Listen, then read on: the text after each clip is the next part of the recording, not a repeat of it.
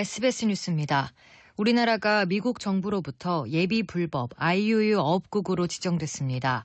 미국 상무부 산하 해양대기청은 의회에 제출하는 2019년 국제어업관리 개선 보고서에 우리나라를 예비 IUU 어업국으로 지정하는 내용을 담았다고 현지 시간으로 19일 홈페이지를 통해 밝혔습니다. 우리나라가 예비 IUU 어업국으로 지정된 건 2013년 이래 두 번째로 이번엔 우리나라 원양어선 서던 오션호와 홍진 701호가 2017년 12월 남극 수역에서 어장폐쇄 통보에 반해 조업한 것이 발단이었습니다. 예비 IUU 어업국으로 지정되면 미국 항만 입항 거부, 수산물 수입 등 시장 제재적 조치는 없지만 미국은 향후 2년간 우리의 개선 조치에 관해 협의해 적격, 비적격 판정을 내리는 것으로 알려졌습니다.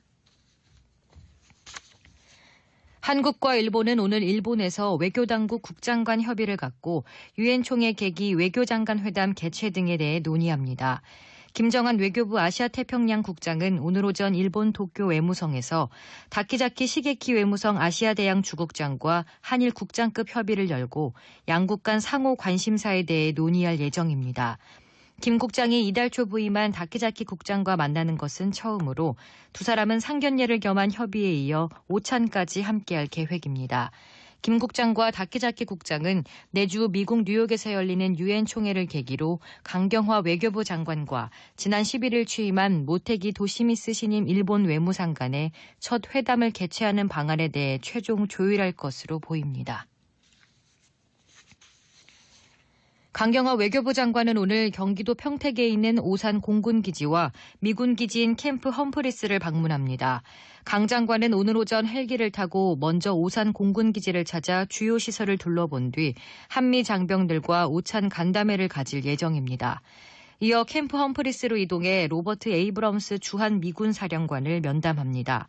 강 장관의 면담에서 굳건한 한미동맹의 중요성을 재확인하고 한반도 비핵화 및 평화 정착을 위한 한미 간 긴밀 공조를 강조할 계획이라고 외교부는 전했습니다. 1980년대 전국을 공포의 도가니로 몰아넣었던 화성 연쇄살인 사건 용의자의 실체가 드러난 가운데 경기 남부지방경찰청은 반기수 2부장을 본부장으로 하는 57명 규모의 수사본부를 꾸려 화성 연쇄살인 사건을 수사하고 있다고 밝혔습니다. 수사본부는 미제사건 수사팀, 광역수사대, 피해자보호팀, 진술분석팀, 법률검토팀, 외부전문가 자문위원 등으로 구성돼 있습니다. 경찰은 우선 이번 용의자 특정에 실마리를 제공한 DNA 분석에 집중할 방침입니다. 경찰은 앞으로 A씨에 대한 정식 조사에 착수하고 A씨의 진술을 면밀히 분석해 혐의 입증에 주력할 방침입니다. 또 이를 위해 A씨를 경기 남부경찰청 인근의 교도소 등으로 이감하는 방안도 관계 기관과 함께 검토 중인 것으로 알려졌습니다. 조국 법무부 장관이 취임 이후 처음으로 일선 검찰청을 방문해 검사들 의견을 듣습니다. 법무부 등에 따르면 조 장관은 오늘 오전 의정부 지검을 찾아 검사와 직원들과 대화하는 자리를 마련합니다. 오늘은 전국적으로 구름이 많이 끼겠습니다. 제주도는 북상하는 태풍 타파의 간접 영향으로 밤부터 비가 오겠습니다. 낮 기온은 서울 26도를 비롯해 전국이 21도에서 27도로 어제와 비슷해 내륙 지방은 일교차가 크겠습니다. 영남 해안과 제주도는 바람이 강하게 불겠습니다.